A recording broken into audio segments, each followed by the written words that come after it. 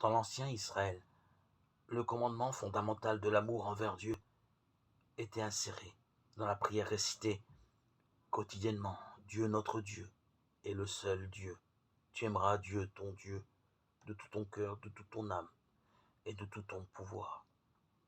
Que ces paroles que je dicte aujourd'hui restent dans ton cœur. Tu les répéteras à tes fils, les leur diras aussi bien assis dans ta maison que marchant sur la route, couché aussi bien que debout.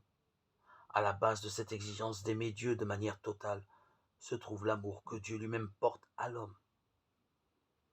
Il attend une véritable réponse d'amour du peuple qu'il aime, d'un amour de prédilection.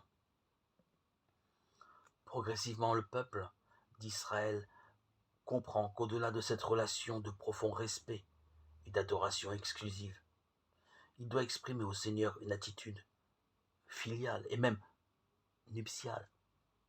C'est dans ce sens que doit être entendu et lu le Cantique des Cantiques, transfigurant la beauté de l'amour humain, en dialogue entre Dieu et son peuple.